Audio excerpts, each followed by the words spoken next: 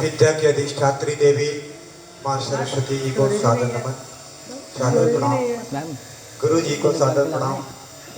भगवान श्री राम के चरणों में अपने आप को सादर समर्पित करते हुए वास्तव में कहते हैं कि ये भारत की भूमि ऐसी भूमि है जहाँ पर अक्षर देवता जन्म लेने के लिए ललायित रहते हैं।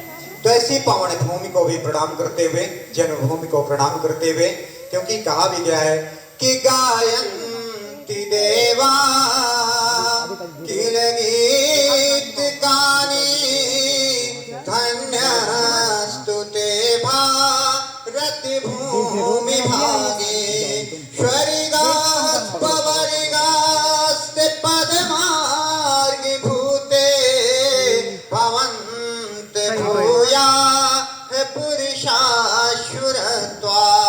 आज एक ऐसे वास्तव में देवताओं की श्रेणियों के रूप में जब बात करते हैं तो एक ऐसे भगवान का नाम आज हमारे सामने है जो वास्तव में भारत भूमि की परिभाषा को परिभाषित करने के लिए कहीं न कहीं सर्वोत्तम अवस्था को प्राप्त करता है, जहां पर भगवान श्री राम का नाम आता है। भगवान श्री राम के नाम की वजह से भारत भूमि को यह उच्चतम अवस्था प्राप्त होती है, क्योंकि ऐसे पुरुषोत्तम भगवान श्री राम का जिक्र वास्तव में भारतीय साहित्य, भारतीय इतिहास, भारतीय पुराण, भारतीय उपनिषद कहीं न कहीं अपने आप में सम्मिलित करते हैं।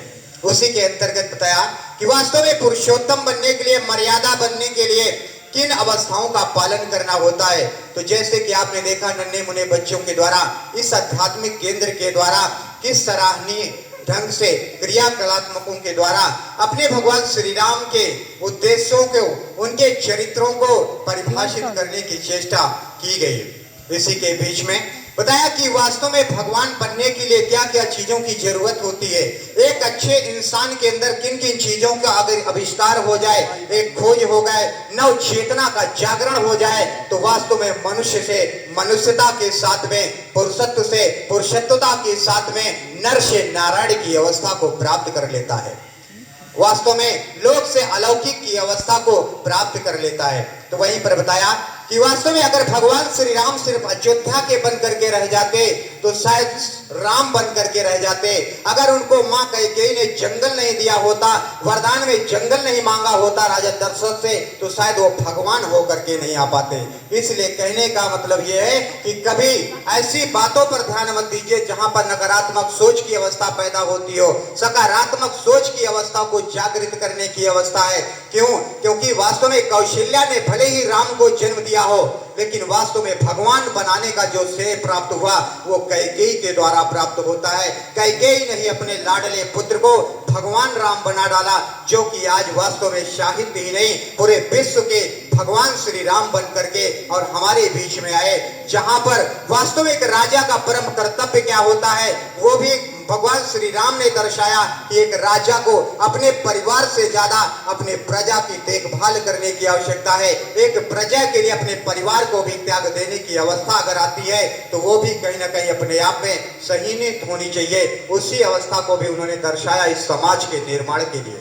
इसीलिए बताया कि वास्तव में उनके राज्य की जो स्थापना हुई, उनके राज्य की स्थापना के लिए बताया जाता है कि दैहिक दैविक भौतिक तापा राम राज नहीं काहुई व्यापा।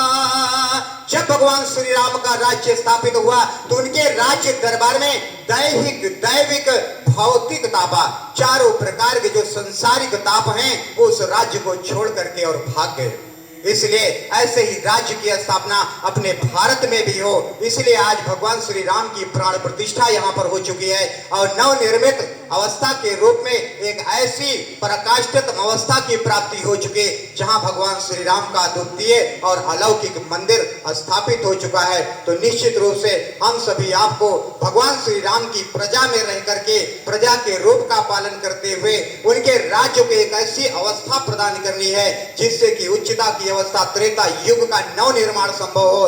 और वो तभी संभव होगा जब आप सभी नवनिहालों के द्वारा, आप जैसे लोगों के द्वारा वास्तव में उनके दिए हुए उद्देश्यों का पालन करना होगा। तभी हम और आप वास्तव में राम राज्य की स्थापना को अग्रसर कर सकेंगे और आगे बढ़ सकेंगे। और सबसे बहुत पहले तो ये बात कहनी है कि वास्तव में इस समाज के निर्माण की अवस्था में हमारे पास सरिता मैम जैसी जो गुरु हम लोगों के बीच में बैठी हुई हैं, कि वास्तव में अपनी जो दीपक लव के रूप में इस आध्यात्मिक केंद्र के माध्यम से हमारे नवनिहालों को एक नव जागरण की अवस्था प्रदान कर रही हैं। निश्चित रूप से हम सभी लोगों को उनके सहयोग के रूप में कहीं ना कहीं आकर के साथ में आकर के उनके बच्चों के साथ में उनका उत्साहवर्धन करते रहें, इसी अपेक्षा के साथ एक बार जय श्री राम, जय सीताराम।